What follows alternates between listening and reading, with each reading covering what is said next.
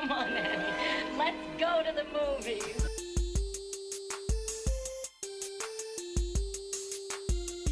This is the Cinereelists, episode 516. My name is Kyle. My name is James. And my name is Zach. And we're here to talk about movies, movie lists, and movie obsession for the next hour or so. Welcome to the show, guys. Thanks, man. You know, I have a appreciate question. the planning. I do have a question. Okay. Let's hear your question. Let's hear it. It feels weird to me to be like movies, movie lists, movie obsession. So, like, I think there needs to be a little welcoming before we get into the actual meat of my question. You do you, Kyle. No, I can't do me. Apparently, Zach has a problem with how I do me. No, Kyle, I just want you to feel comfortable, okay? And if your form of comfort is to say, how's it going, guys, followed by awkward silence, if that makes you comfortable, then let's do that. It makes me comfortable to have a little brief pleasantry before we get into it. Yes. Absolutely. Pleasantry with a plan. That is your motto to a T. I have a plan this week. I'm excited. Okay. But now So you threw me excited. off, so I think we just gotta move on. No, plan out the window. Plan out the window. Oh my goodness. All right. So for all of us, and this is somewhat related with the movie we're doing this week, Mm-hmm. is this for all of us our most recent movie in the theater since Spider-Man? Yes. Yeah. Yes. So then my question is, how was this theater experience compared to Spider-Man, where I think we all were in packed theaters and maybe felt a little uncomfortable? Well, my theater only had like 6 people in it, so I was very comfortable, I would say. And Excellent. Good. I would say the movie theater itself, I maybe saw 30 people total my entire time at the movie theater. So, yeah, I mean, it was better than going to the supermarket or the post office or any of the other things I have to do on, a regular basis. So, I think for the first time ever, I was in a completely empty theater for the whole movie. All to yourself. All to myself, just me. It was fantastic. Did you take the mask off, kick your feet up, Both of those things, yes. get to use your natural laugh they have to hide in public? And I did that as well. Good. And I would say I switched seats. Wait, I had bought it, the assigned seat or whatever, which, by the way, on the app charged like a $2 convenience fee. So I didn't buy it ahead of time. I waited till I got to the theater, so I didn't have to pay the $2 inconvenience fee. More like, inconvenience fee. And, you get the screen and you get to pick what seat you want, but really you're guessing. You're trying to picture in your head, okay, where does this put me in the theater? Anyways, I guessed wrong. I was 2 rows further back than I wanted, but it was an empty theater. I could switch seats, so it was ideal. I don't want to You get feel too in the uncomfortable? weeds, but the Crown Club doesn't give you free online reservations? No. Interesting. That's lame. Yeah, I get free online reservations through Marcus with my Magic Movie Rewards, whatever it's called. Yeah. So that's unfortunate that you have to pay the $2. $2 is Yeah. steep too. That's not Especially for that's no one 50 person. cents. Yeah. I mean 50 cents. Yeah, I mean back in the day when they used to charge that kind of stuff, it was like 50 cents. But Yeah. inflation, right? I mean, everybody got those sweet COVID raises, so now we have to pay $2 reservation fees at the movie theater. Obviously. I got to look into those COVID raises. Darn Biden. I'll have to Google that. Yeah, you know what? Let's discuss who's responsible for inflation instead. I think that's a much more engaging topic. Yeah. So we can talk more about stuff we know nothing about, basically. But we can act like we do. Exactly. Kyle, you almost had an empty theater, right? When I got there, it was an empty theater. Mm-hmm. And I think I even sent you a picture, Zach, of like the theater empty. I'm like, theater to myself. And then immediately 2 more couples walked in. You jinxed it. I did jinx it. Yeah. But So you had to put your shoes back on? oh no, I left them off. I wanted people to know that this is my theater and that they're entering my space. Shoes were off. Blanket was on. Pillow was. I didn't bring a blanket with me. That's ridiculous. Okay. Not a. That was going to be my follow-up question. Was, do you really bring a blanket with you? Because No. I absolutely see people do that. when I go to theaters. Yeah, I don't like the blanket bringing because it makes people too comfortable, and then they start acting like they're in their own personal living room, and then like the talking starts to happen and the back and forths and the texting, and it just I don't Wait, care for it. you've noticed an increase in talking among the blanket? Oh yeah, it's definitely the blanket people are the worst offenders to being I noisy disagree. in a theater. No, I disagree. I think the demographics of people that bring blankets are polar opposite of the people that talk in theaters and Nope. text. Nope. I don't bring blankets into a theater, but I am not opposed to it at all. I say more power to you. Feel comfortable in the theater. If you get a little cold, warm yourself up with a nice blanket. I have no problem with that. I mean, I want you to be comfortable, but not that comfortable. Why not? Because then you start to think like you're in your own personal space. I just said why not. Now I'm just talking in circles. Yeah, but I disagree with that premise. I think would you be fine with someone that's extremely comfortable but not talking or texting?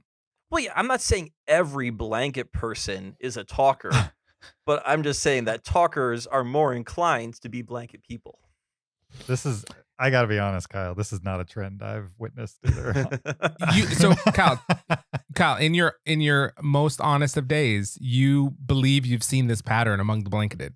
Well, so I have not been to a ton of theaters in like the last 2 years, so I don't have a lot of evidence. But Sure. pre-COVID, Pre-COVID, for sure, the you blankets saw were this the, was very obvious. How many Yes. blanketed people do you see in a theater? This is a very rare thing to see.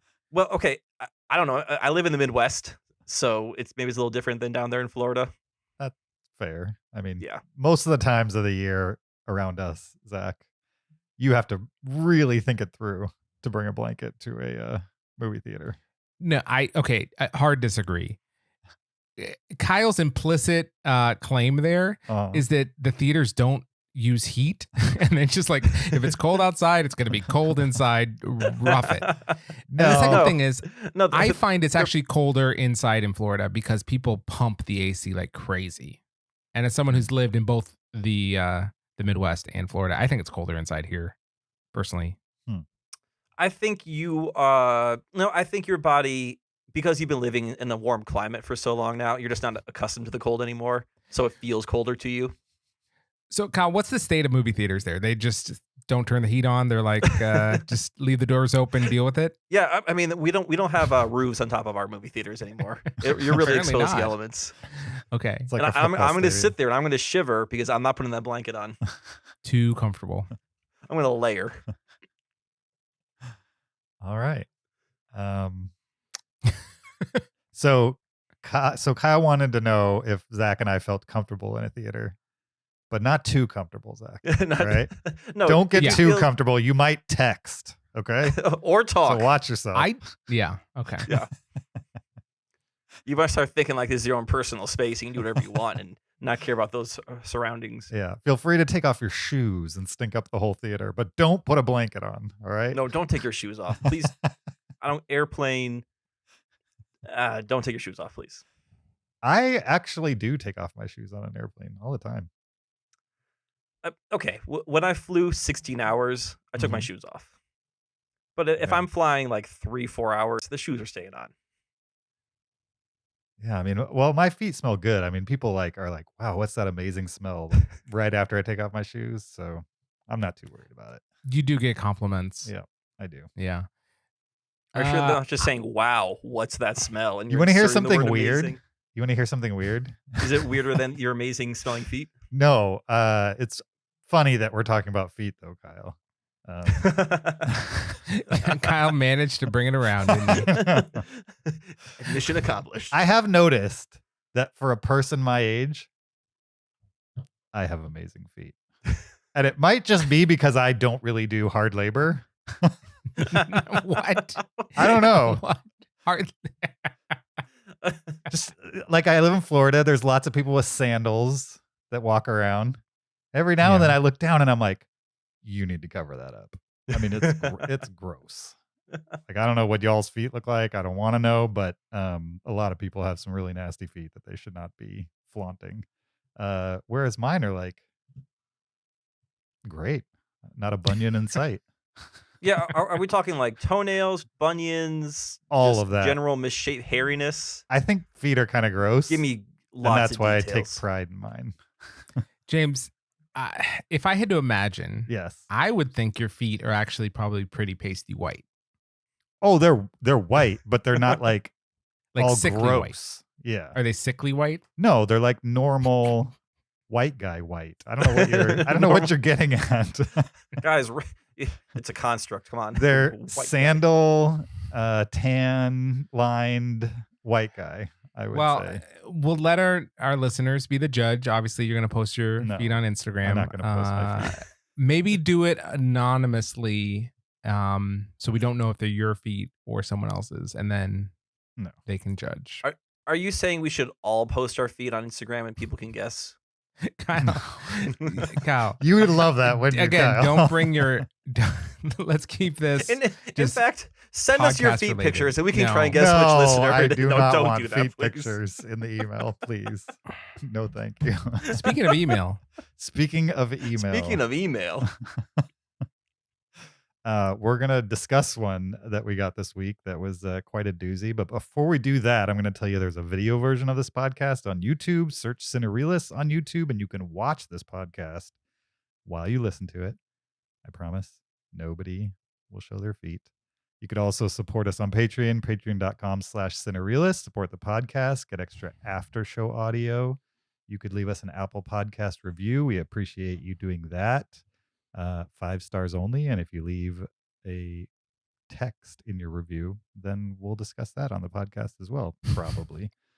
And you could also leave an aforementioned listener email. Send those emails to heyguys@cinereelists.com. We got an email in this week from Andy. Andy writes, once again, Zach shows his ignorance on an IP he doesn't like, so he tries to attack it. Well, no, hey guys, he's just coming in hot right off the bat. Yeah, no pleasantries. Read the subject line. What was it? I copied and pasted it. So It's Fargo, or why Zach is always wrong about Fargo. All right, so we're gonna go there. The Fargo series is set in the same universe as the movie. Now, we should say, on the last episode, I don't even remember what we were talking about, but somehow we got to talking about Fargo, the TV show. And it's And I think I asked, is it worth watching or something like that? right. Yeah. Yeah, And, I don't know. And Zach, if you've been listening to this podcast long enough, you know that Zach doesn't love Fargo. I wouldn't say you hate it or think it's garbage or anything like that. It's just you don't understand why everybody loves it. Is that fair? Yeah. Okay. So that is a common discussion on this podcast, is Zach's dislike of Fargo. It has been for years. I'm assuming Andy's listened for years that he would know that, because I don't even think we said that last week. But you could probably pick it up, I'm sure. Anyway, so last week we were talking about Fargo, the TV show, which I'm pretty sure I'm the only one who has seen any of it, possibly. And I've only Kyle, have you seen Fargo? The movie, not the TV show. Yeah. Sure. And I've only seen the first 3 seasons. I haven't even seen the 4th season, which has been out for quite a while. And that's probably because season 3 is not very good, in my opinion. But anyway, we'll continue with Andy's email. Andy goes on to defend the Fargo TV series and connect it to the movies. He says season 1. Oh, I was mad because you told me Fargo didn't take place in Fargo. And I was like, what are we doing here? Which the movie doesn't take place in Fargo either. Yeah. So, season 1 is tied to the movie through Oliver Platt's grocery store owner character. Season 2 is set before season 1 and introduces Hansy Dent, Numbers and Wrench as children before they become problem solvers for Tripoli, as well as Lou Solverson and the KC Mob, which I've seen Fargo the movie a bunch, but I don't remember those things from Fargo the movie. Is Or the maybe they KC are. Mob a real thing? Because that's in Ozark also, the Kansas City Mob. I think every major city has their own little version of the mob, no matter what. Really? I mean, you get enough people in one place and you're going to start to have those types of elements, even if they're not traditional, organized crime. You're going to have crime. All right. I just this is the second mention I've seen of the KC Mob, and I just never thought of Kansas City as being a big mob town. Yeah, I think what James is saying is that there's like there's a mafia in Kansas City rather than like there's a gang called the KC Mob, right? Yeah, something like Yeah, that. well, yeah. I know there's not an actual gang called the KC Mob. Right.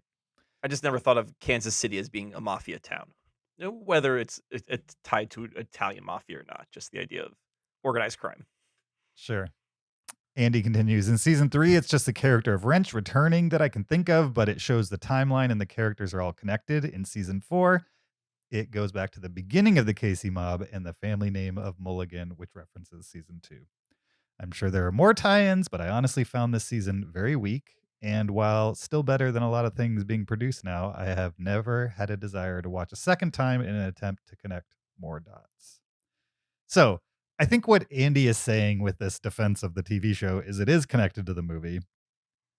But in fairness, when we discussed this last week, and I told Zach this when we were discussing it earlier, I'm pretty sure I said, not Zach, that the TV show was not connected to Fargo.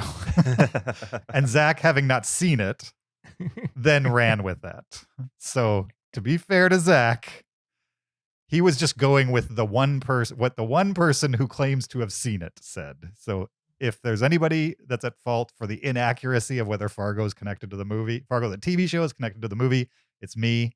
And you can be mad at Zach all you want for saying things about the movie itself, because he's seen that and he has a real opinion on it. But the TV show, he was just going off of what I said, basically. James, I'm surprised you did not remember the grocery store owner character tie-in. Yeah, I mean, I would, in Andy's defense, he's probably right.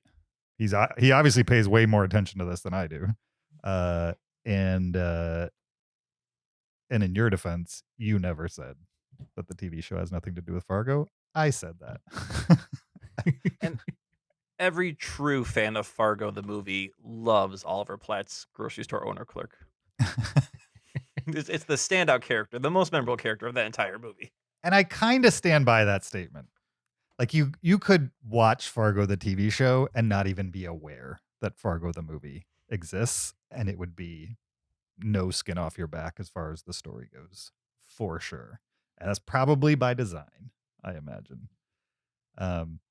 Andy continues, so for the sake of your listening audience who actually appreciate the top 10 all-time film that the Coen brothers created and the larger universe that Noah Hawley has spun off from there, give Zach a copy of Pan, a set of headphones so no one else has to listen to it, and send him to another room to entertain himself with the complete and utter crap he enjoys. Wow. Okay, let me break in real quick. First of all, I would love get some headphones, watch a copy of Pan. You don't need to send me a copy. I already own it on Blu-ray, so don't worry about that. Couple questions for Andy. Number one, have you seen Pan? Because it's a solid 3.5 out of 5. Well, he's calling it crap, so I'm guessing he's seen it. Number two, I was curious if Fargo is generally considered top 10 of the Coen brothers, because the Coen brothers has produced a lot of well-regarded movies. Mm-hmm. So I Googled how many films have the Coen brothers made. And you know how Google like has a little like, you know, bar. It's smart. And so it like will actually try to answer your question without sending a link. It said about 30. So it doesn't even know? It didn't. Google didn't. Google just knew it was around 30. I wonder if it knows like how many movies Spielberg has made. Did you type direct or did you type made? Because made could be produced, and if I say how many movies has Spielberg made, it says at least 154, which is not true. Should be 35 or 34 or something like that. Yeah. If I ask how many movies has Spielberg directed, it says 32, but it's just quoting a website. It's not like answering it itself like Wolfram Alpha would do. Yeah, I think the word made is a little too broad when it comes to movies. Yeah. So it got me curious about the Coen brothers filmography, what I would consider their top 10. I'm going to look it up. I do think that Fargo is considered a top 10 Coen brothers movie. Oh, yeah, definitely. Yeah. And it was it was the first one that like got them noticed on an Oscar level. Yeah, it was their breakthrough. Or Raising Arizona, the breakthrough. I think Raising Arizona was like close to a breakthrough. Okay. And then Fargo put it over the top. It was kind of like, oh, these guys can do something. Not something we're going to nominate for awards, but it can do something. And then Fargo came around and then it was like, oh, okay, this is in the conversation now. Mm-hmm. Okay, if I were to invent right now what I think most people would consider the Coen Brothers top 10. Mm-hmm. Okay. Okay. No Country for Old Men, I Mhm. think is probably number one. Fair. Mm. You don't think it's number one? I think it's up there towards the top. But Okay. when you say Coen Brothers to your average person, I don't think No Country for Old Men is the top. No, how about this? To like your educated Coen Brothers fan. Maybe. I think your average person would like No Country for Old Men more than Fargo. I don't know. No Country for Old Men is a pretty specific movie that some people, just from a content perspective, are not going to enjoy. What's Fargo? Fargo's pretty not a light movie either. Fargo is quirky. It's quirky. No Country for Old Men is quirky. not quirky. I wouldn't. It's deviously quirky. Fargo is like, Midwest quirky. Well, I think your most normie, quirky, loved Coen Brothers movie is going to be Big Lebowski. Yeah, I think Yeah. if you say Coen Brothers, it's either Fargo or Big Lebowski. That's what most people are going to come up with. Yeah. Okay, so my top 10 that I think if someone were making a top 10 and they like Fargo, they're going to say No Country for Old Men, Fargo, Big Lebowski, then maybe Oh Brother, Where Art Thou, Raising Arizona, Barton Fink, Nope. Miller's True, Crossing. True Grit. No. You've got Oh Brother way too high. Oh no, this isn't ranked. Oh, okay. I'm not trying to do it by number. These are just movies people would remember. Is that what you're listing? Yeah, or if they made the top 10, these Mhm. would be on the top 10. Yeah. What am I missing? True Grit. True Grit, sure. Yeah. Hail Caesar, I don't know. Nah, I don't think Hail Caesar. Blood Simple? I haven't seen Blood Simple. It's too early. Yeah, most people didn't even know who they were when that came out. And there's definitely a progression between like Blood Simple, what was the movie with Nick Cage? Raising Arizona. Raising Arizona, and then Fargo. Like Blood Simple's great, but you watch it to see the building blocks of what eventually became Fargo, in my opinion. Yeah, so it's not often one of us gets eviscerated in an email. Wait, can you read his asterisk? Sure. So there's a PS to this of sorts that Andy wrote. He writes, while Zach and I very often disagree on movie takes, this is meant to be tongue in cheek and not really a personal attack on the guy. I like that he wrote this email thinking you wouldn't read it. I think maybe he thinks No. I read it first I and then love I pass it to you guys. But no, love Zach it. read this before any of us did. I don't know him personally, and he's obviously entitled to his own opinion on films, no matter how terrible said opinion is. So I like that That's fantastic. he's saying that he doesn't really mean it as harshly as he wrote it. And then he ends it with no matter how terrible said opinion is. But you He still just can't help taste. himself at the end there. Andy, here's what I would love for you to do. You got to make us a top 10 list of Zach's terrible movie takes or IPs that I'm ignorant on that I don't like but attack. That would be fantastic. It would be. I agree. I'm kind of bummed there's no like Legion defense in here either, because Legion's great as well. That's his. Is Legion that's connected to Coen Brothers? No, No, that's that was the Noah X-Men Hawley, movie. the guy who made the Fargo TV show, Oh, the TV show. which Gotcha. I'll repeat, season 1 and season 2 is great. And they're anthology, so they're connected, but they're two totally different casts between season 1 and season 2. He made Legion, which was an X-Men TV show that does not play like any superhero thing you've ever seen. And it's great. I think he had another show too that I never watched, and I don't know. I heard good things about it, but I don't think enough people watched it that it kept going. I don't remember what that was, but I feel like there's a third out there somewhere. Anyway, thank you for the email, Andy. We appreciate it. If you would like to send in your hot takes on any of our hot takes, just like Andy did, send them on over. heyguys at cinereelists.com. We love it. All right, let's get into our movie for this week. We're going to talk a movie that's in theaters only. The movie's titled Licorice Pizza. Here's a clip. Why would you do that? Why would you do that? He was maybe going to be my boyfriend. Listen, young lady, you don't bring this idiot to Shabbat dinner here. Listen, Dad, he's an atheist and an actor, and he's famous. But he's Jewish. He was going to take me out of here, Essie. Don't you even look at me. Don't you even look at me. You're always looking at me. What are you doing? I didn't even say anything. What are you doing? What are you thinking, huh? I'm Essie. I work for Mom and Dad. I'm perfect. I'm a real estate agent. Alana doesn't have her life together. Alana brings home stupid boyfriends all the time. I mean, I knew it. I knew that was what you were thinking. You're always thinking things, you thinker. You thinker. You think things. That was Licorice Pizza, a 2021 American coming-of-age comedy drama. Directed and written by Paul Thomas Anderson, starring Alana Haim, Cooper Hoffman, Sean Penn, Tom Waits, Bradley Cooper, Benny Safdie, amongst others. The official IMDb plot synopsis for Licorice Pizza is the story of Alana Kane and Gary Valentine growing up, running around and going through the treacherous navigation of first love in the San Fernando Valley, 1973. Yeah, it's pretty much that. Thanks, Yep. fair. Yeah. I would agree.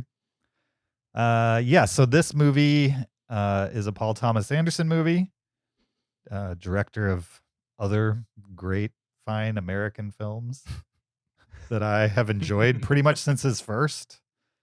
Well, his second. I mean, I like his first. We'll get there. But his second, Boogie Nights, I think is what put him on the map. Ever since then, I've watched his movies as they released.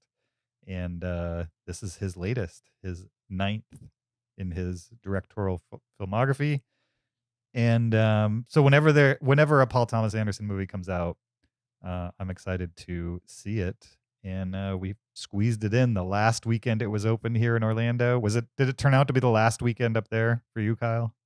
No, I was able to catch it a little bit later in the week, but it was definitely in the smallest theater with the least amount of time. So it's on the tail end run. Sure. And there was only 3 people in your theater. So if it wasn't out of the theater yet, it's going to be. It's on its way out. Yeah. Right, for sure.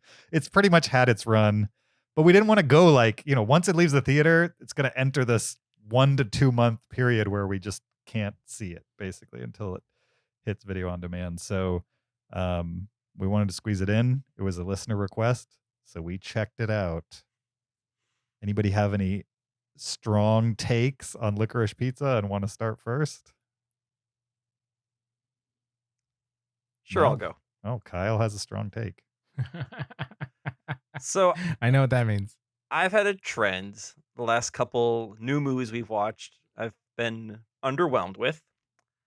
And I gotta say, this movie broke that streak for me. Oh. Yes, You actually liked a movie. I liked a movie.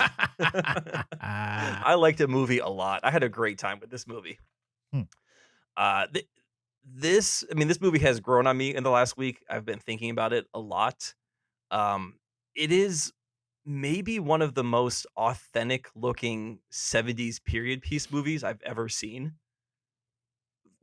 Partially because it's using a pretty unknown cast, at least in the leads, but multiple times during this movie, my brain was like, was this made in the 70s or is this just a really good representation of the 70s? And obviously it's the latter.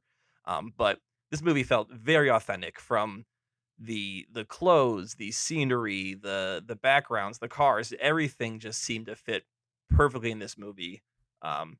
So I was definitely engrossed by that. The first hour of this movie for me was perfect. It flew by. when we're getting to meet the Alana Haim and Cooper Hoffman characters and kind of as their relationship grows. I thought that was an amazing first hour. I will say the second half got a little bit more scattered for me. There are a couple cameos, names you mentioned in the cast list. One of them worked really well for me. One of them seemed like a bit of a divergence that didn't quite work as well. We can probably get more into that, but not enough to obviously really hurt the movie too much for me. And something that Paul Thomas Anderson does, and I think this movie represents really well, is he doesn't always connect every scene. So like you'll have a scene and something will happen, maybe characters will fight or something like that, and then get to the next scene and characters are now friends again or they made up or whatever, but we don't see that in between, and that's totally fine. Like he doesn't have to give you every little piece of information. He can, like, this movie just kind of checks in with the characters as we go and trust the audience to be the ones to kind of maybe fill in what happened in that time in between. And I really like that as a filmmaker. He doesn't have to explain every single moment. Like there's a one odd moment where Cooper Hoffman gets arrested, and then 5 minutes later that it's over and there's no explanation about what happened, why that happened. It was just kind of this weird thing that happened to these two characters, and then they move on from it. And I thought that was great, that you're kind of just getting these moments of life with these characters. Yeah, with this movie, he also does interesting things with the timeline, I would say. He doesn't move around in the timeline as far as back and forth, but he, from one scene to another, makes no attempt to tell you how long it's been since the last scene happened. Exactly. Type of thing. And so there is an element to it where you're expected to keep up with the fact that a lot of time has passed in between one scene and another, even though he's given you no indication of that from the start of the scene. But it kind of, I think, makes some of the scenes more interesting than they probably are at surface, to just kind of suss out, oh, well, this is why they're acting this way, because these things have happened since then, type of thing. There's one or two montages that give you a sense of like time passing, but for the most part, there are moments here where like months have passed and he gives you clues pretty quickly so that you don't have to sit in the dark, but there's no like 2 months later text across the bottom or anything like that. Yeah. What did you think of it, Zach? I mean, I don't think this is going to surprise you guys. I loved it. It was pretty awesome. I was excited to see it. I was maybe a little trepidatious. I was like, this has been a little hyped. It's been a while that I haven't been able to see it, but I've heard people liking it. And so that's kind of a recipe for being underwhelmed. And I was maybe skeptical right at first because the main lead character, I wasn't sure if I totally bought into him. You know, he seemed like a little bit too earnest and too confident, you know, for like being a 15-year-old kid. Yeah. But the movie gave me his character, right? I got to learn a lot more about his character, and that kind of unique confidence, like overconfidence, made sense as I got to know the character better. So it actually was appropriate. And so I settled into that character as I learned more from the movie. And I found myself really enjoying it. I was in an empty theater and I was cracking up at times. I was definitely laughing out loud in a movie that's not, a straight comedy, right? It's a relationship dramedy, I don't know what that is, comedy, I guess, but like, it's not like a laugh a minute, but I was laughing really hard during it. Which is awesome. Yeah, totally won me over. And then there's obviously some specific details I want to talk about that I loved. But one specific thing that I thought this movie did so well is it had like 12 mini plot twists. Like little tiny miniature character plot twists or storyline twists that you weren't expecting. And it was so clever and so subtle, and it just kept happening over the movie. Or like where little things like you don't understand what's happening quite, but it's like, it doesn't matter and it's so minor you kind of don't care that you don't understand. And then they'll give you a piece of information that makes you fully understand everything you just saw. Mhm. I'll give an example just from the very first scene. So I'm not, I don't want to spoil too much about what happens, but I'll spoil this minor twist of information on the first scene. Is we're introduced to the lead actress character, and she's just walking through a school hallway saying mirror, mirror, mirror, and we don't know why she's doing that. And then one guy says, "Okay, I'll bite," and they start talking, and then he's flirting with her, and she's kind of like not totally receptive and says, "Oh, you're a little young." And in your head, you're like, I don't know why she's walking around with a mirror. And I guess she's like a little bit older than him. Maybe she's a senior and he's a sophomore, something like that. And then as the scene progresses in one long continuous shot that's very well done, Yeah, oh yeah. you find out, oh, she's 25 and he's 15, and it's picture day, and she's an employee of the people that are taking pictures of the students. And that's why she's walking around with a mirror in case anyone wants to see what they look like. And that's why, like, it's ridiculous that he's hitting on her because she's 10 years older than him. Mhm. And like everything that seemed a little bit odd gets explained in a way that you just were not thinking about or expecting, because you already kind of had an idea in your head about who they were Mhm. and their relationship to each other. And the movie just did that constantly. And it just kept the energy of the movie up. Like you just were always a little bit on your toes. It was great. Yeah, I thought it, I feel like Boogie Nights had a lot of that as well. And Mhm. it's been a while since we've seen that shade of Paul Thomas Anderson. Kind of like not necessarily like an ensemble cast, but little mini movies inside a bigger one. Um, it's just been a while, and I also think Boogie Nights is like one of his funniest movies, and I think this has shades of that. I mean, this is less extreme than Boogie Nights can go for sure, but this one's more of like a more romantic, more heartfelt at its core. I would totally agree with you though. This one reminds me the most of Boogie Nights, just in its presentation and storytelling. Yeah, and it's also set in LA and all those types Yeah, of in the things too. 70s, 80s. Yep. Yeah. There's lots of things that remind you of that. I enjoyed it as well. I thought it was oddly charming, I would say. Like just all the characters were fairly good intentioned people, if flawed, but good intentioned. It's like there wasn't there's no villain in this movie, really.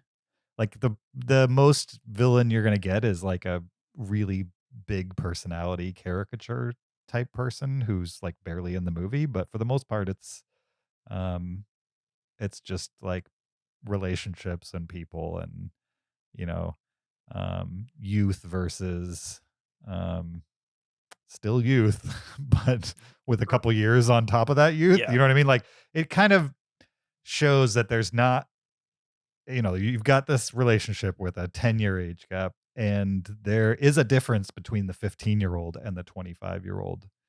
And in many ways, there is no difference between these two people. And it might just be where the Alana Haim character is at in her life. Like maybe a different version of that character would be, eh, you know, there might have been a wider maturity gap between the two. But where she is as a 25-year-old, in certain respects, are behind this 15-year-old. You know what I mean? As far as like drive and the 15-year-old is just a very charismatic guy. Even if he doesn't completely have it together, he uh sees things and he goes for it. You know, come hell or high water, success or not success. If it's not successful, he moves on. He doesn't dwell on rejection or anything like that, or failure. He just moves from one to another. And I think she, even though she has age and experience on him, it's attractive to her on some weird level. And so it's a romance, but it's romance not of attraction or lust or anything like that. It's more like she likes being around him. You know what I mean? And he likes being around her. And so that's where their relationship starts. And I find that interesting because it started kind of as puppy love on some level. And then over the course of the movie, you realize that puppy love meant these people would not be connected long term. And the movie shows that they do connect long term. And I enjoyed that. And you don't see it in movies too much, in romantic movies, I would say. And I think this is definitely a romance first over everything Yeah. else. Oh yeah, I mean Agreed. their relationship and the development of that relationship is central to the whole movie. Yeah. I was also super impressed by both Alana Haim and Cooper Hoffman. Like, as people who, I think Alana has acted in things, but I think this is Cooper Hoffman's first thing or close to it. And Paul Thomas Anderson, I don't particularly think of non-actors when I think of him. You know what I mean? So I don't, was there anything else he made where like his leads were non-actors? Normally he works with like really big names who just want to be in So cool movies. in Phantom Thread, the lead actress, I don't believe had acted before. Oh, really? The opposite Tommy Lee Jones or whatever his name is.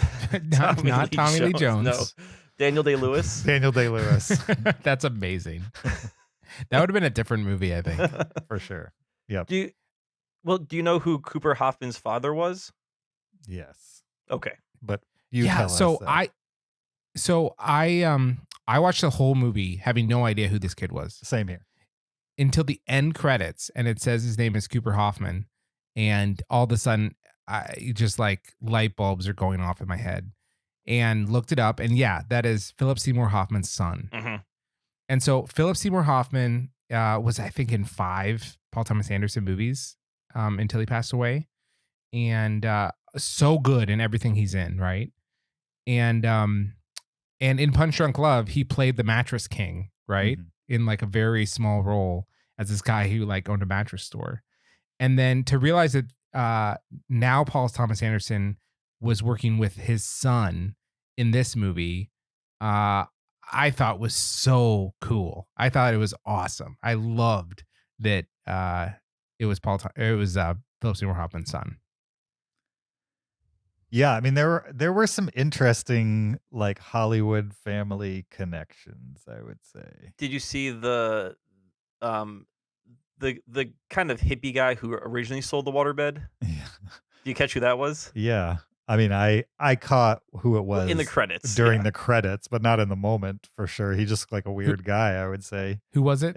It was Leonardo DiCaprio's father. Yeah, Leonardo DiCaprio's dad. Oh, I saw that in the credits. Yeah. But by the way, this movie did what I want all movies to do, and I said this before, where in the credits it shows the character, like a Mhm. picture of them, and then has the actor's name below that. I want every movie to do that. I don't want just the Yes. scroll. Give I me the love face that. to the name. It's wonderful.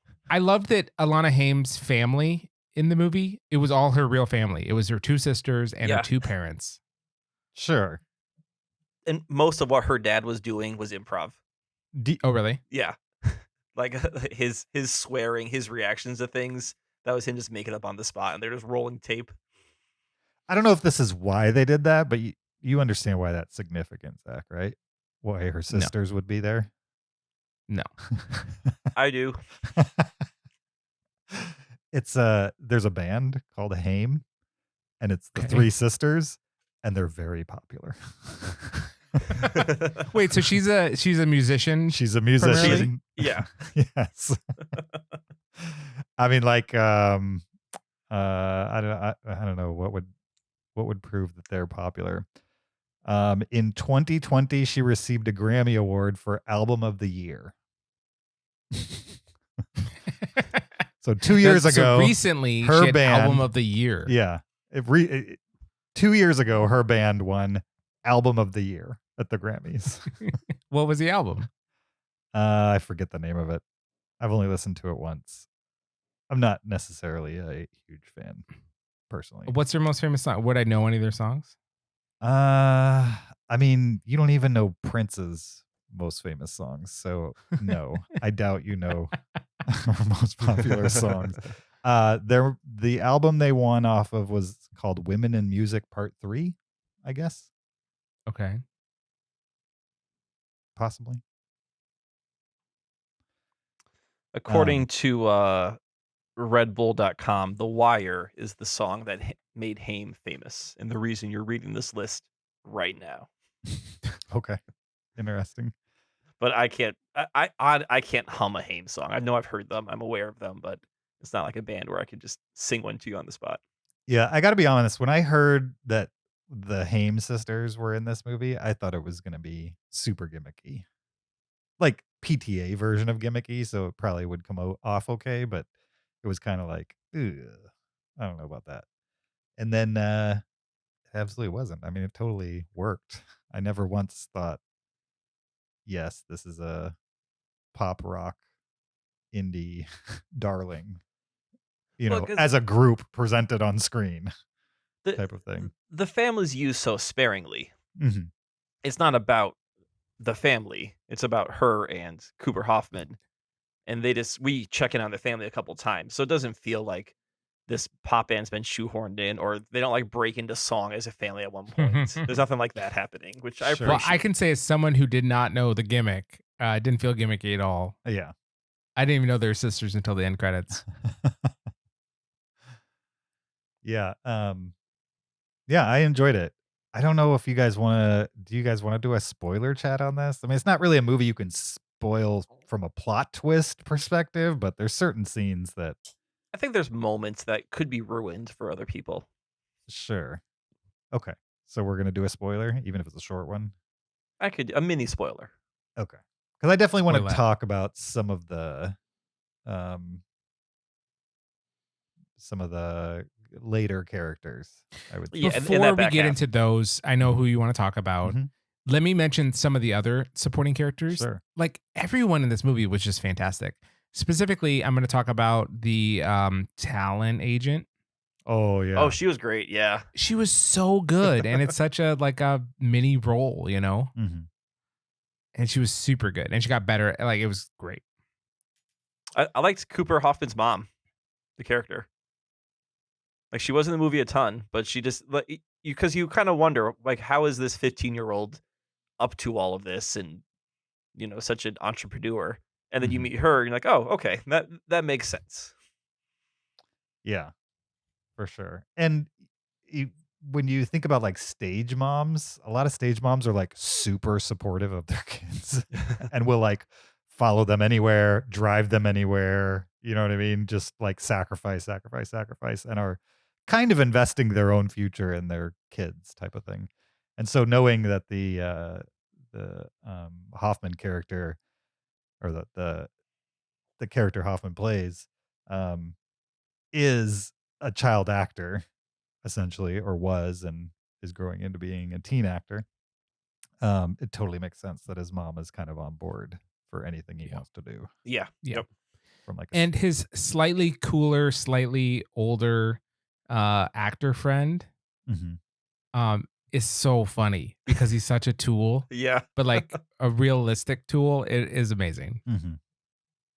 Yeah, but that talent agent did more with just like looks and like sucking her teeth and just constantly referring to Jewish people. You know what I mean? It was like there wasn't a whole lot to that scene, but the performance itself. Like if you took the performance out and just left the dialogue, it's just a scene about two young people trying to get a talent agent to hire them. But the performance was everything in that character's reaction. I agree. That's probably my favorite performance of the movie. Like the Alana Haim and Cooper Hoffman performances were both good, but were expected. Whereas that talent agent takes over the screen for 3 minutes, 3 to 5 minutes, however long she was on screen. It was good. I agree. Anything else? Yeah. This movie, it's relatively episodic in that it's about the characters and the different experiences they have. It's not like don't come to this for like a big plot. Like it's not a heist movie, where there's all the traditional elements of a plot. It's just kind of 3 years in a life of these people. Yeah, I mean, there's no like bigger plot, but there's little plots in the mini missions, like what you were talking about. Yeah, mini Oh missions. yeah, definitely. Like there's one towards the end with the truck that's like kind of heisty, and they're not stealing yeah, anything, but it's But Yeah, that's- but again, like you said, it's a mini mission. It's not the plot of the film. sure. And that's I probably- loved Benny Safdie's role. He was great. He was just like a little extra little thing in there. That was another one that Yeah. just did not realize what was going on until the names with the titles at the end. And then I was like, holy crap. That's He's a good actor. one of the Safdie brothers. Yeah. Yeah. I picked it up at the restaurant scene.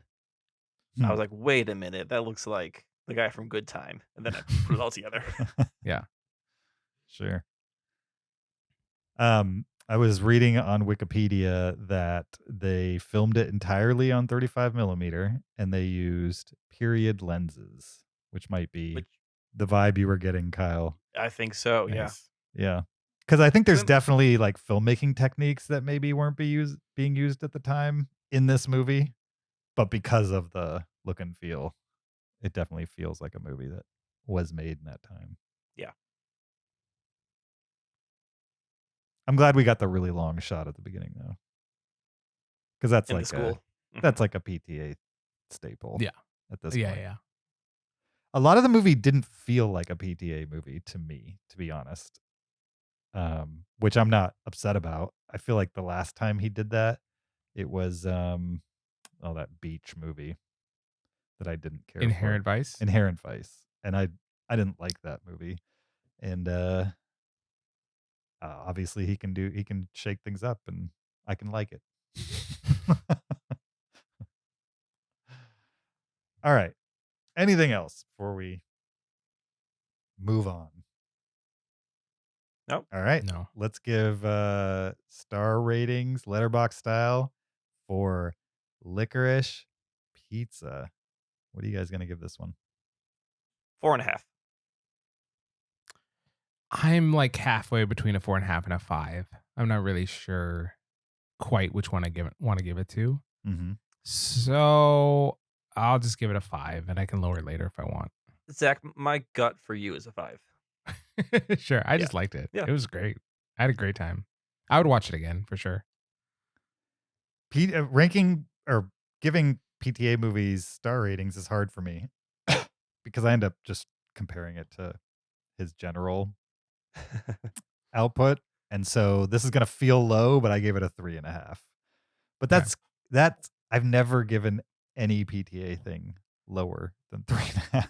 So it's high compared to it's low compared to his other things, but it's high.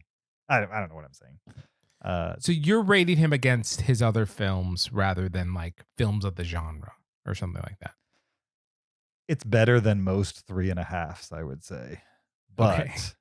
it's not better than what I would typically give a 4 for him. So it's got to be 3.5, if that makes Okay. any sense. Is it better than most 4s, non-PTA 4s? It's probably on par with most 4s, Okay.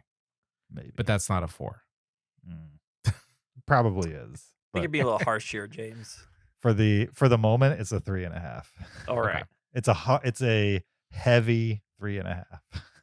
If Zach comes down a half star, will you go up half star? Can you guys trade No. a star? No. No. Okay. All right. If you want to hear I don't think so, Kyle. if you want to hear spoilers for Licorice Pizza, stick around after the podcast. We'll be talking spoilers right there. A 3.5, a 4, and a 4.5 for Licorice Pizza. We're going to move on to quick ranking Paul Thomas Anderson movies. These have got to be quick because I feel like there's no middle ground here. I feel like if you're going to actually rank his top 10, then we have to give it. It can't be quick because these movies are too great to just like quickly burn through them and not talk about them. And so this has to be a quick ranking because someday I think this podcast needs to do a top 10, top 9 filmography of Paul Thomas Anderson. Like, I think he's a director that Oh, sure. deserves that. I think when he has his number 10, Mm-hmm. let's do a PTA episode. Sounds good. Okay. Yeah. And my ranking, I think, would change the next time I make it. Okay. Sounds good. Why don't I go first? My number Cool. 9, Inherent Vice. Don't love this movie. Still gave it a 3.5. My number 8, Hard 8. Don't remember much about this one. It's a little crime caper, but and you can. It's interesting to watch it because of where he goes. It's blood simple like that. In that, like, I think that's where the value is. That you can see small things that he did even better in later movies. My number 7, Licorice Pizza, which I enjoyed. Number 6, Punch Drunk Love. One of 2 Adam Sandler movies that I like where he's not being comedic. And number 5, Magnolia. Number 4, Phantom Thread, which is a movie that I think I had like a weird reaction to the first time I saw it. But the more distance I get from it, the more my brain is like, no, I actually like that movie a lot. Need to rewatch it. Just got it on 4K, so can't wait to pop that baby in 4 or 5 years from now. Really see that thread count on screen. Number 3, There Will Be Blood. Amazing movie. Number 2. My number 2 and number 1 are really hard for me because one of them is like the first PTA experience, and the other one is, I think, maybe his better movie. But this is the way I ranked him. Number 2, The Master. Number 1, Boogie Nights. All right. Our lists are a little bit different, James. Okay, great. Number 9, Boogie Nights. Oh, I've only That's your seen it least once. favorite? that's low. Yeah. Wow. Only saw it once. I liked it. Number 8, Hard 8. Number 7, The Master. Number 6, Inherent Vice. Number 5, Punch Drunk Love. Number 4, Licorice Pizza. Number 3, Phantom Thread. Number 2, There Will Be Blood. And my favorite, Magnolia. Nice. I love that all 3 of us are a little different on our rankings. Yeah. So my number 9 is Hard 8. Number 8 is Phantom Thread. Number 7, Punch Drunk Love. Number 6, The Master. This is a movie I feel like I need to give a second chance. I remember seeing it, I remember liking it, being impressed by the acting, but it's not a movie I really thought about since. Number 5, Magnolia. Number 4, Inherent Vice. I really like this movie. Number 3, Boogie Nights. Number 2, Licorice Pizza. And my number 1 is There Will Be Blood. Nice. Wow, Licorice Pizza really vaulted up there, huh? I had a good time with this. Maybe if I rewatch Boogie Nights again, they would flip flop. But I feel pretty good about where Licorice Pizza is. Definitely, it's on the top half for me. Yeah. I mean, I think you guys generally agree that we like all these movies for the most part. Yeah. I like every movie he's made. Yeah, Hard 8's a 3.5. Everything else is a 4 or 4.5. Yeah, I mean, maybe the only thing that we were all super consistent with is that Hard 8 is on the lower end of the scale. Mm-hmm. Yeah. And then everything else changed from list to list. I would say There Will Be Blood was high for all 3 of us. Yeah. So maybe those are the 2. There Will Be Yeah, Blood but- was always high. Hard 8 was always low. Everything else in the middle was all over the place. Mm-hmm. All right. We did a rare 2 list episode this week. We also made a list of our top 10 movies with food in the title in celebration of Licorice Pizza, which is a movie that has not only one food, but 2 foods in the title. So, yeah, we made a list. It's a silly list, obviously, but we made one regardless. Kyle, do you want to go first and tell us your thoughts when making I'd this love list? to. I had so much fun making this list because I have not ranked these movies by how much I like the movie. I've ranked these movies by how much I like the food in the title. Okay. Okay. Fantastic. So I may not like every movie on this list, but I like the food for sure. Okay. Yes. So my number 10 is Pineapple Express. I would say pineapple is one of my favorite fruits. I couldn't find a movie off the top of my head that had strawberry in it, so I'd go with Pineapple Express instead.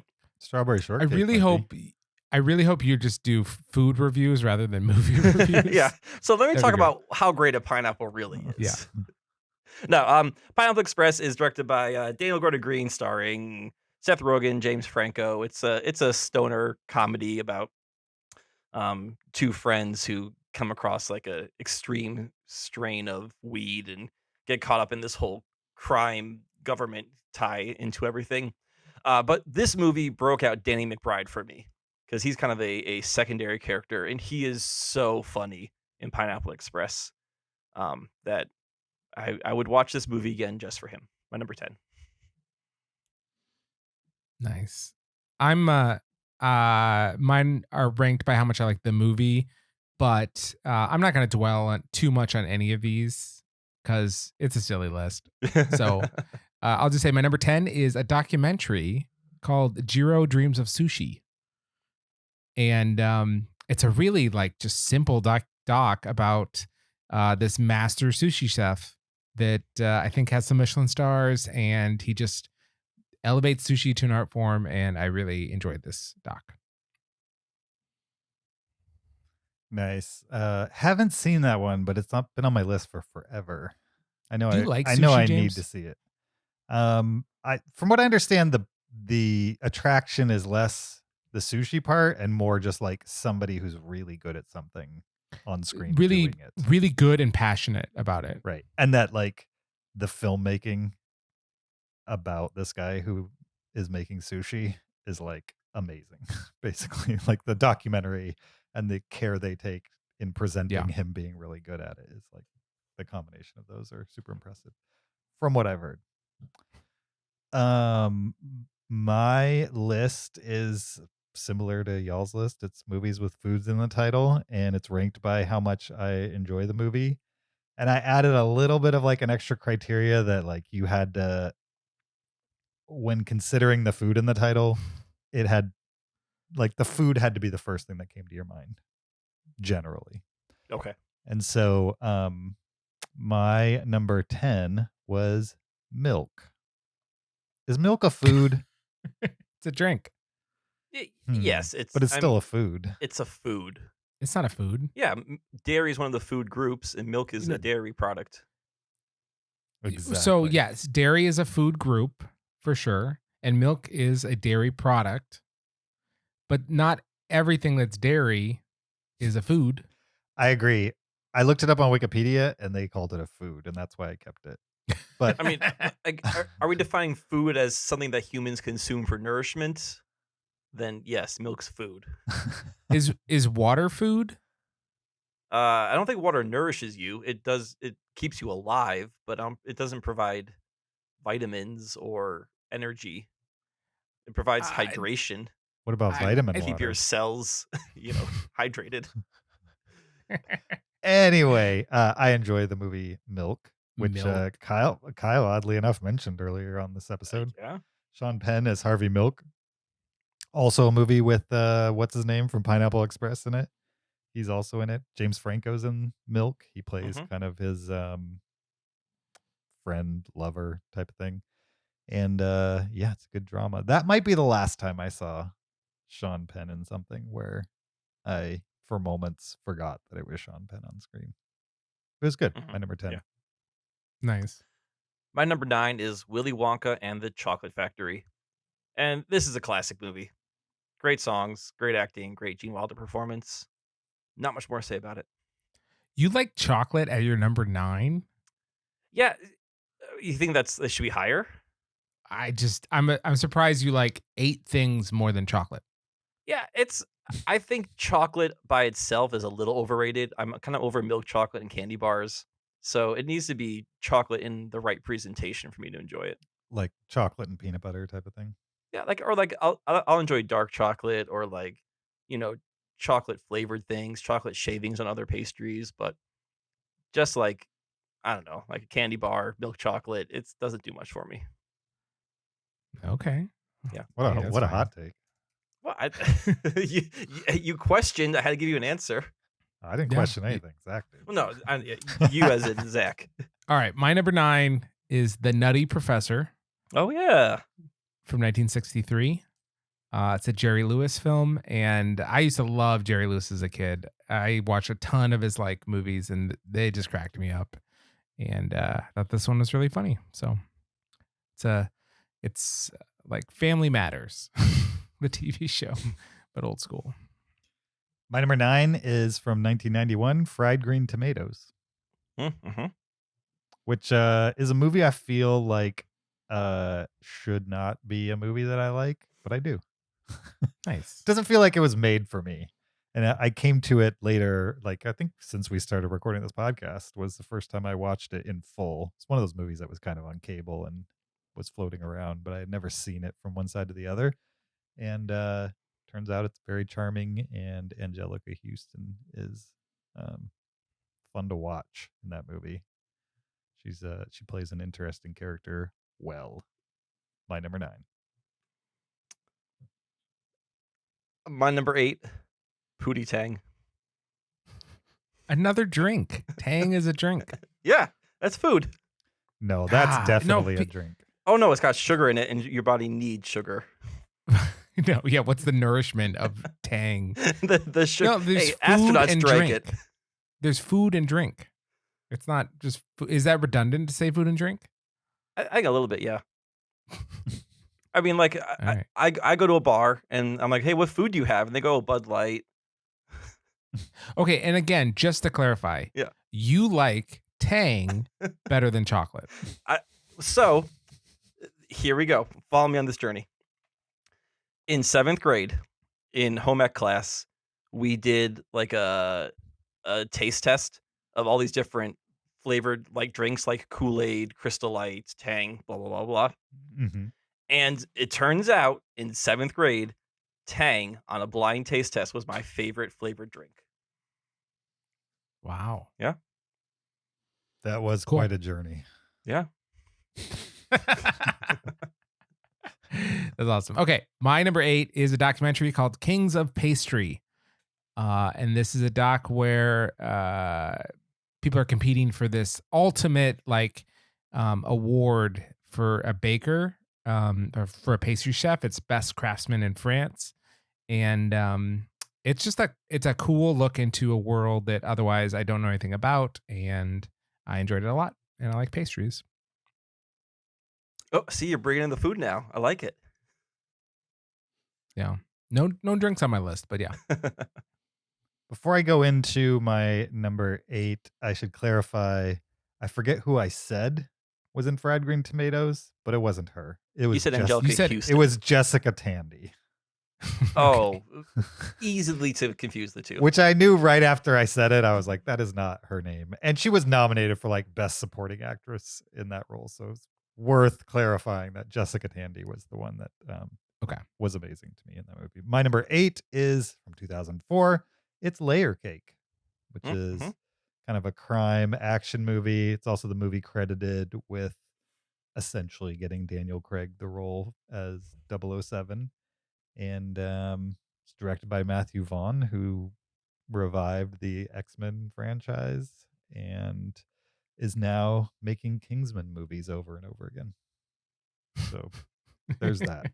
My number 8. Right. My number 7 is True Grit, the Coen Brothers movie.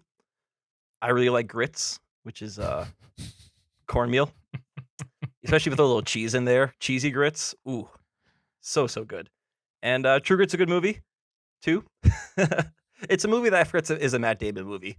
Like, when I think of who's in this movie, obviously you think of Rooster Cogburn, Jeff, help me out here.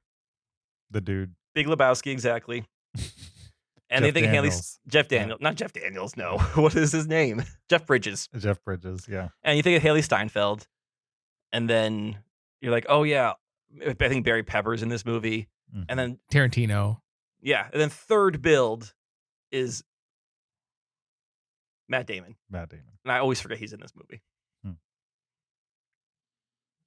Poor Matt Damon. My number 7 is Duck Soup from 1933, a Marx Brothers movie, and I think they're really funny. I watched this at an outdoor theater event, and it was a fun experience watching it. Now, do you eat soup? Yeah, soup is a food for Okay. sure. And I've never had duck soup though. I've never had duck, period. Oh, duck's good. Okay, you should have duck.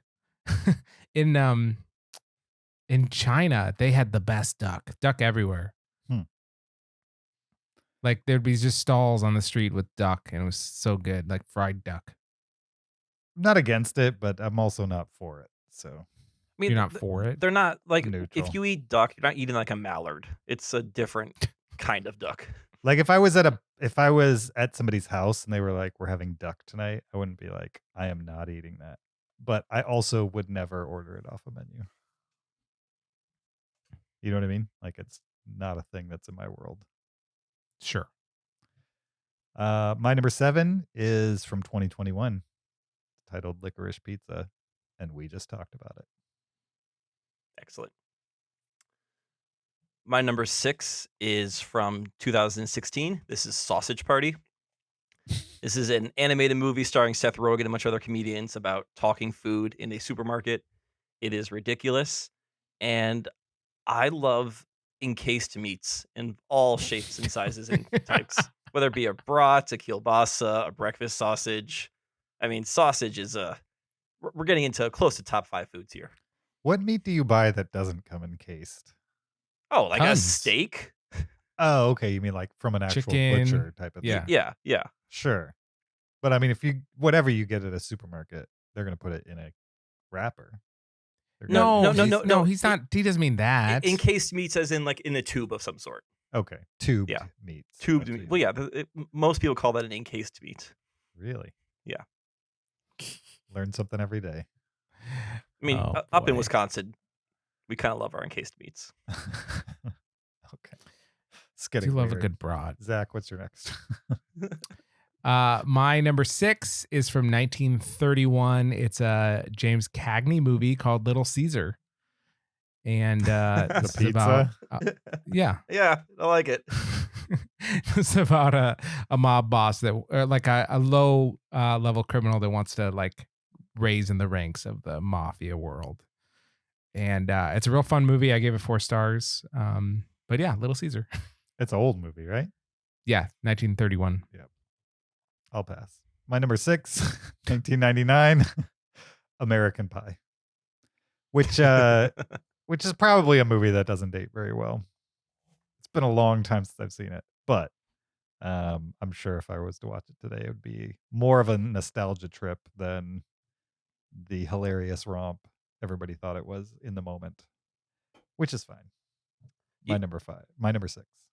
You mean hiding a webcam in a teenage girl's bedroom and then live streaming her without her knowledge to everyone would not age well? That's exactly what I'm saying. Okay, yeah. That's not what I was saying, but I know what you mean. no, I just think you have to be of a certain age to find a lot of that humor funny, and I am not that age anymore. So I'm not sure it would be funny anymore. In fact, When I'm I pretty sure was- most of it wouldn't be funny anymore. You're right. When I was the age of the kids when that movie came out. It was hilarious at the time, but Sure. probably would not find it funny anymore. My number 5 is the previously mentioned Kings of Pastry. This is a fascinating documentary, and a little personal connection to it is there's 2 chefs in it that taught my wife what she knows about French pastry, and one is a judge of this competition for the MOF, and one is a contestant for it. So it's kind of cool to see that connection too. That's awesome. My number 5 is from 2014. It's The Cobbler. Clever. I like it. A I like movie it. I really like. And I'm glad it fits on this list as well. Written by the same guy who wrote Spotlight. So if you enjoyed Spotlight, One he won an would- award for, one he didn't. Try to guess which one. they don't like to give back-to-back awards, I think. They don't play Um, favorites. That's for sure. Yeah, exactly. Yeah, but The Cobbler's a lot of fun, and it's my number 5. My number 5 is from 1993. It's What's Eating Gilbert Grape, which is a Leonardo DiCaprio movie, Johnny Depp movie. I mean, well, Johnny Depp and Leonardo DiCaprio in this, and it's good. I like it. My Title number character is literally named Gilbert Grape. Go ahead, Kyle. No, that's a good one. Just a fun my- fact. I thought it was just a clever name. Nope. My number 4 is Harold and Kumar Go to White Castle. Now, I've never actually had White Castle, but White Castle is known for sliders, mini burgers, and I love burgers. I love sliders. Burger is one of my favorite foods. Actually, that probably should be a little bit higher on my list if we're talking about foods. But since I haven't actually had White Castle, I feel like I couldn't put it up as high as I wanted it to. Also like this movie. Have you ever had a Crystal? What's a crystal? That's a no then. Crystal is White Castle, basically. It's the exact Mhm. same restaurant. Okay. Some people would argue they're not, but they're like the exact same style food at minimum. And do they put like onion in the burger also? Mm-hmm. Okay. Interesting. Yep. All right, my number 4 is another documentary from 2019, Honeyland, Oh, good. Yeah, that's a good one. about someone that tends to bees, and it's really good. My number 4 from 2019, also honey related. It's Honey Boy, which is the Shia LaBeouf movie, loosely based on his experience growing up as a Hollywood child star. And it's super good, on top of being really interestingly made. My number 4. My number 3 is Cloudy with a Chance of Meatballs. And this is a movie where you don't think it should work because it is a adaptation of a rather short children's book made 20 years after the book came out. But this movie and its sequel are both really funny, and they're directed by the Lord and Miller group, and they make great movies. And I think this is a good one. And I love a good meatball. Like if you've ever had pasta and you've had a really good meatball in that pasta, that makes the dish. Yeah, there's a place near my house. I'm forgetting the name of it. I think it might just be called the Meatball Shop. Have you ever eaten Okay. there, Zach? Yeah, I have. And they were given an award by Guy Fieri. Isn't he like the diners, diners, Diners, Yeah. drive-ins, and dives. Yeah. Yeah. So they won like best diner of the year from that show or something like that. And they have really good meatballs. They're so expensive. Yeah, they're it's like super expensive. $14 for 3 meatballs. But the meatballs are like baseball Are they like sized. a big meatball then? They're like baseball sized. Do they come Racquetball sized. or is it more lacrosse ball? Tennis ball. No. Okay. Let's say tennis ball. I'll go tennis ball. Does it come on like pasta or with sauce, or is it just the meatball? For a price, you can get all those things. Oh, you But- can. yeah. Oh, But it's you like could an a la also carte just kinda get a deal. straight meatball. But the meatballs are like lobster something. Like some of them are meals in their own right, I would say. Yeah. You wouldn't even put it on pasta. It wouldn't make sense because it's a meatball, but it's like barely a meatball. It's a No, meatball in see, name only at that point. no, I'd rather like I still want a good meatball, but I want it with that pasta and the sauce. That's the whole dish for me. No, I hear you, but you have to eat these to know. Okay.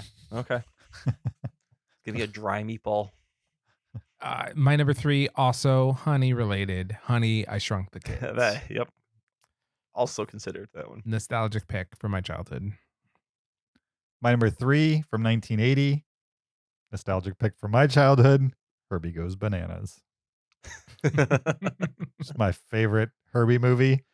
I'm not sure because it's the best Herbie movie. I think it might just be the one we had. And so therefore we watched it over and over when I was a kid. And so whenever I think of Herbie, I get good vibes and I immediately remember scenes from Herbie Goes Bananas. Even though I know I've seen the other ones and I have good vibes about those too. It's just that's the first one that comes to mind always. And thus, it's my number 3. My number 2 is Tombstone from 1993. Well done. Now, when I was in college, I ate a ton of frozen pizza, and Tombstone was like my gold standard for frozen pizza. That was a treat yourself kind of frozen pizza. Normally, I'd be getting like, what can I get for 8 for $10 or 10 for $10? And that would Jack's. be like, or Roma was the other one, Yeah. which I thought about adding the movie Roma, but I'm like, well, I can't have 2 pizza movies on here. That'd be too much. So, but yeah, but Jack's is definitely on the cheap end too. Tombstone the movie is a really fun movie about Wyatt Earp in that era of the Wild West. And if we were to make a list of top 10 movie mustaches, this would have to be number one. Yeah, it'd have to be. My number 2 is A Clockwork Orange. Yeah, which is a really, really interesting, good movie. Yeah. Sure. My number 2 is from 2015. It's an animated movie titled The Peanuts Movie, which I'm pretty sure You do love that. I'm the only one that's seen this. Yeah, I remember you loving that. You guys should totally see The Peanuts Movie. I mean, it's like it's a different vibe than Paddington, but I feel like it's a Paddington like movie where it came out, it wasn't a huge social big deal, you know what I mean? It wasn't like everybody was talking about Paddington 2. Same thing with the Peanuts movie. I feel like it came out and people were like, they didn't know what to do with it. And then now that time has passed, people have discovered it, and it's like a totally casual, fun kids movie that has a really interesting quasi 2D, 3D presentation to it. And I think Peanuts diehards who are fond of the 2D animated classic stuff didn't know what to do with it. And new people didn't know what to do with it because it wasn't really a 3D movie either. But it's super charming, and thus it lands at my number 2. Nice. My number 1 from 1985, The Breakfast Club. I love breakfast, and nearly every food on this list can be part of breakfast. You can have pastries for breakfast, you can have sausages for breakfast, you can have breakfast pizza, pineapple, obviously, a glass of Tang on the side to wash it all down. Breakfast, but to be honest, breakfast is probably my favorite meal of the day. I don't eat it a lot during the week because when I eat breakfast, I want like a really hearty breakfast with everything on it, and that's just too hard to make during the week. But on weekends, I'm getting the skillet out, and we're making some good breakfasts. And The Breakfast Club is a great John Hughes movie about a group of kids in detention for the day, bonding over their differences. I don't mean to be pedantic, but breakfast isn't a food. It's a meal. So it's not specific enough? Well, it's food related. It's just not a food. It's food related. It's as if you said a movie that had restaurant in the title. I did consider diner, but I thought diner was a little too broad, so I left that one off. Because you can get a lot of things at a diner. So you're right. Like, is breakfast a food? No, but breakfast is a meal made up of lots of foods that I all enjoy. Sure, but you can eat breakfast at least. That's true. You can eat breakfast. You can eat breakfast. Yeah, right. But that's just because you can eat a meal. It's not because you can eat food. Right. But yeah. That's true. My number 1 has already been said, Willy Wonka and the Chocolate Factory. I like that movie for sure. I left it off because chocolate also a color. So what? Couldn't I think also a color. Yeah, I looked it up. Well, sure. It's an official color. Yeah, but Herbie Goes Bananas is like a word for crazy. I mean, yeah, but banana's a color. Can have multiple meanings. Like, if we're talking about Crayola here, pretty much everything's a color now. I'm sure it's a meatball color. Yeah, probably. My number 1 is from 2019. It's my second what's his name movie from 2019. Oh, what's this kid's name? I already said his name once. Shia LaBeouf. Second Shia LaBeouf movie from 2019. This is The Peanut Butter Falcon. Yep. Which is a movie I think I've seen 3 times, and it only came out 3 years ago. And I enjoy it that much. And the contributing to it being a great watch and a fun rewatch is certainly the performance of Zach Gottsagen, who plays the mentally slower person who is accompanying him. Okay, yeah. Down syndrome person who's with him is just super fun to watch on screen. Like, he's a the type of actor that you could tell was just having a lot of fun doing what they were doing. You know what I mean? Like making the movie, getting to act, getting to do fun stuff. It just comes across on screen. It makes, even if you're like the most hardened Shia LaBeouf hater, I don't think you can watch Peanut Butter Falcon and come away with the same opinion of him. Not necessarily that his acting's going to blow you away, just being in the same circle with Zach Gottsagen and the way his character treats that character, I think makes the person of Shia LaBeouf feel more approachable. And on top of that, it's relatively short, 98 minutes. And so it's kind of a road movie that gets you in, gets you out, charms you, and then you're on to the next thing.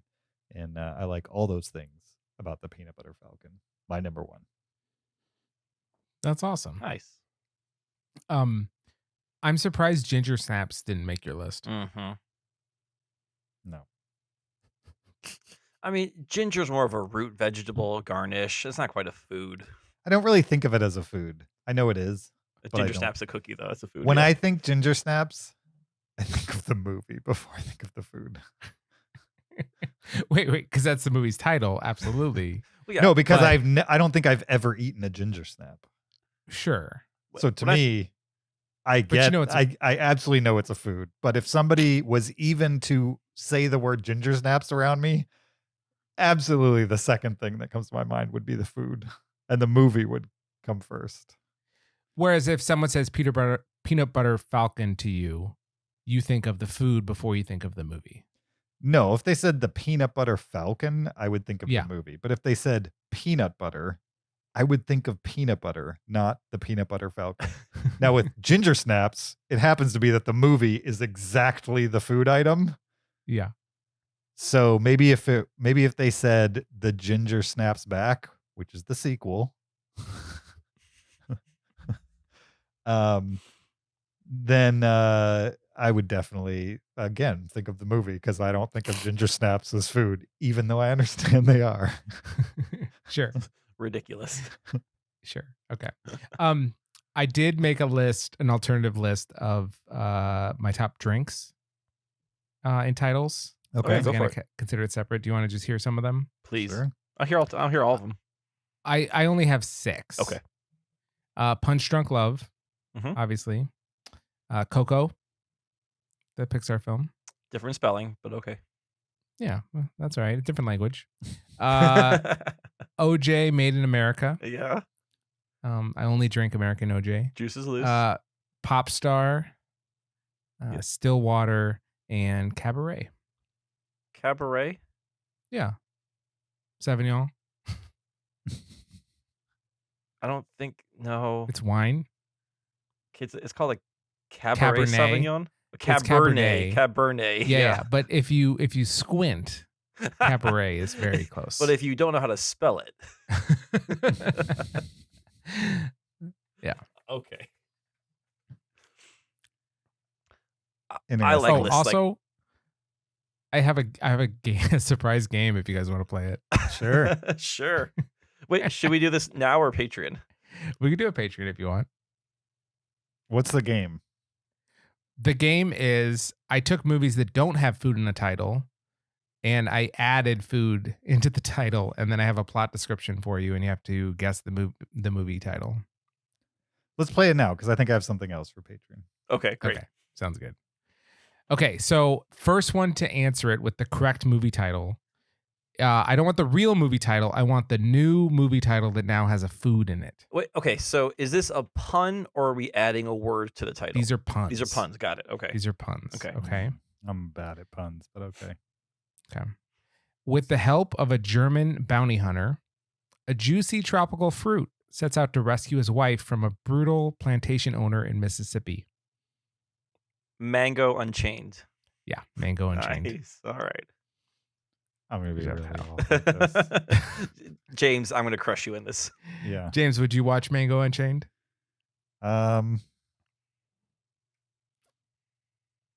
Yes. I don't know. That Okay. you blew my mind with that question, Zach. Okay. All right. All right, next.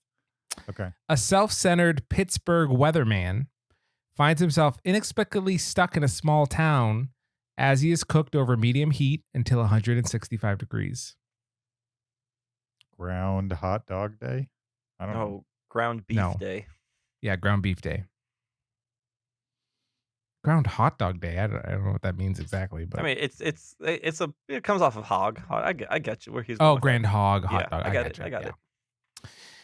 A devastating and heart-rendering true story of activist Timothy Treadwell, who was killed while eating the tough, inedible tissue found in meat. I don't remember who Timothy Treadwell is. He starred in Gristle Man. Gristle Man. Yeah. Oh, Grizzly Man. Yeah. Yeah. Yeah. Okay. Yeah. I knew Right. I had heard that name, but I couldn't remember. James, you can still win. Okay. How many of these are there? There's 7. Okay.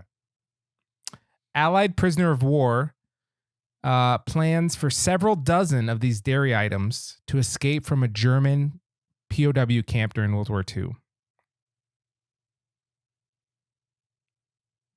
Dirty dozen donuts. No. Give us That's a good guess, though. give it to us again. The Allied prisoner of wars prisoners plan for several dozen of these dairy items to escape from a German camp during World War II. I didn't hear where the food part was. No, it's dairy. I don't. Several dozen of these dairy items. 30 dozen eggs? Oh, the Great Eggs Scape. Yeah, the Great Eggscape. Okay. All right. Never seen that following you got to see it. It's good. Following the death of publishing tycoon Charles Foster Kane, reports scramble to uncover what made him so sweet. Milk? Mank? I don't know. No. I have 2 guesses. Okay. Is it Citizen Sugarcane? Yes. Okay. My other one was Citizen Candy Cane. Yeah. Okay. Citizen Sugarcane. Okay, 2 more. 2 more. Kyle's kind of on a streak. A wisecracking mercenary. A wisecracking mercenary gets experimented on and becomes what he least expected, immortal but doughy, and sets out to track down to find the man who ruined his looks. It's Oh. something about Deadpool, but I have no clue. Say it again, please. A wisecracking mercenary gets experimented on and becomes what he least expected, immortal but doughy, and sets out to track down the man who ruined his looks. Dead bread. I don't know. Breadpool. No, not dead. Breadpool. Yeah, Breadpool. Breadpool. But James, I I give James had it half a point backwards. for that. He got me on bread. Yeah. I don't dead need your bread. pity points. Fine, give me the full credit, please.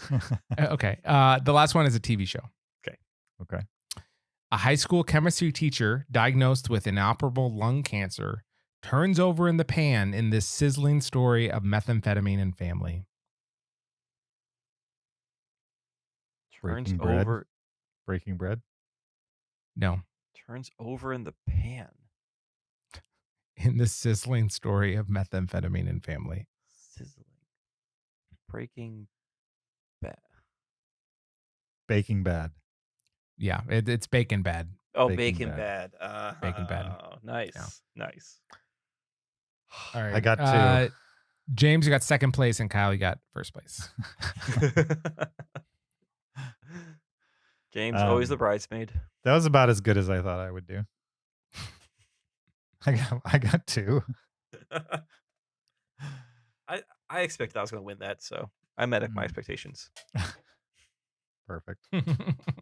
Well, thank you for joining us for this episode 516 of the Cinereelists. We appreciate your listenership. Don't forget, check out the video version of this podcast. Check us out on Patreon. Leave an Apple Podcast review or send us an email to heyguys@cinereelists.com. REE with an L and then an S on the end. Send a comment, a question, a list suggestion, a movie suggestion, hate mail, any of those kinds of things. We appreciate. And you could also find us on social media on all major platforms, including Twitter, Instagram, Facebook, and TikTok. And also, you could find me on my personal Twitter or Letterboxd account at YoJRB. You can follow me on Twitter and Letterboxd at Shaban. You can find me on Letterboxd at Peter SKB. We will be back next week with Nightmare Alley, Guillermo del Toro's Nightmare Alley, which was recently released on HBO Max, I believe. Is that right? Where is it? I It's on think one you're of the right. Services. Nightmare Alley. I'm pretty sure I'm right too. It's definitely on streaming right now, and it is available on Hulu right now. So if you have Hulu, you can do a little pre-watching over there, and that's what we're going to be talking about. That and our top 10 noir movies. And Kyle and Zach, since I haven't seen too many like traditional noir movies, I had them assign me each a movie to watch. I've watched half of that so far. Okay. Half of one or half of our recommendations? No, I've watched half of your 2 recommendations. Okay, perfect. I watched half of yours, Kyle, and half of yours, Zach. And I'm assuming you watched the first half of That mine makes- and the that last makes half one. of Zach's. Yep. Okay, good. All right. Finding it hard to get into the one I watched, I would say. I'm curious. Okay. They're Curious to just know. very specifically told movies, I would say. Zach, what did you recommend? Do you remember? White. White Heat. Oh, okay. Yeah, I very recently Yeah. saw that one. He's talking about yours, I'm sure. Why do you say you're sure? Kyle's pick is undoubtedly maybe the most famous film noir, so it should be seen, Uh-huh. but it's goofy. It's not goofy. It's amazing. It's goofy. He I gotta think, so I had to go to the alley. And he goes to a bowling alley and he's like contemplating while he's bowling. It's just it's a little doofy. I love it. I love it. All right. Well, we'll leave the listeners in suspense as to what movie that is, but because I don't think that's the one I watched. Oh, really? I don't know. We'll see. Was it one about a guy with a mother complex? Keeping it a secret right now. All right. We'll see you guys next week for that. Until then, keep it cinereal.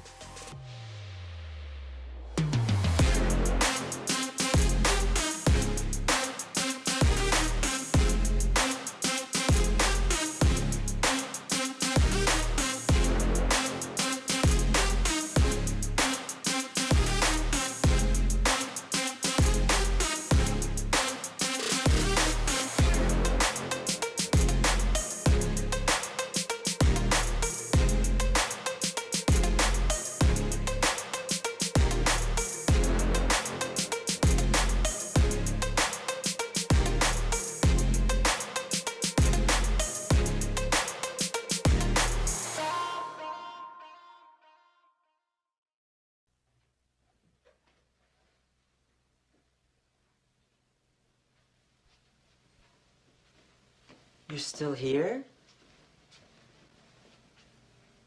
It's over. Go home. Go.